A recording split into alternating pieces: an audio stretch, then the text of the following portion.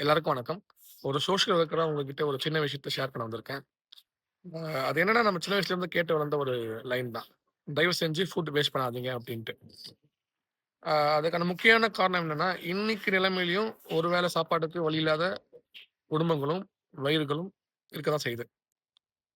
ஆனா, நான் உங்ககிட்ட ஒண்ணு கேட்கிறேன். உங்களுக்கு தேவையான ஃபுட் உங்ககிட்ட இருக்கு. அது எக்ஸஸாவே உங்ககிட்ட இருக்கு அப்டின்றப்போ, அது வேஸ்ட்டா போகுதுன்ற ஒரே காரணத்துக்காக நீங்க சாப்பிடுவீங்களா?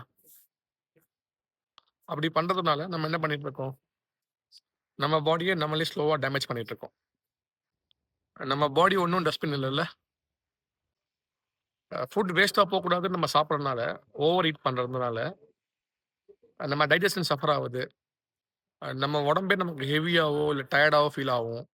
அ அது போக போக லாங் ரன்ல பார்த்தீங்கன்னா, நமக்கு நெறைய ஹெல்த் ப்ராப்ளம்ஸ் கொண்டு வரும். இப்போ உங்க எல்லாருக்குமே ஒரு கேள்வி வருது. அப்ப ஃபுட் வேஸ்ட் ஆனா பரவாயில்லையா? அப்படின்னு. நான் ஃபுட் வேஸ்ட்டா போறது கரெக்ட் அப்படின்னு சொல்லல.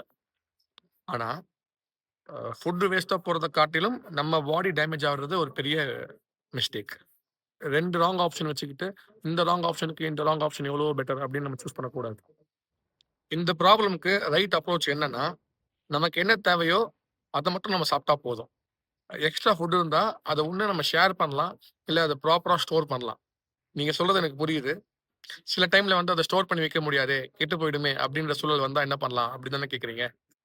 அந்த மாரி சூழல்ல அது வேஸ்ட்டா போறது தான் ஒரே வழி. அதுதான் நம்ம ஹெல்த்துக்கான ஒரு ரியாலிட்டியுமே கூட. நான் திருப்பியுமே அதே தான் சொல்றேன். ஃபுட் வேஸ்ட் பண்ணக்கூடாது. ஆனா, அது வேஸ்ட்டா போகுதுன்ற ஒரே காரணத்துக்காக நம்ம சாப்பிடக்கூடாது. நன்றி.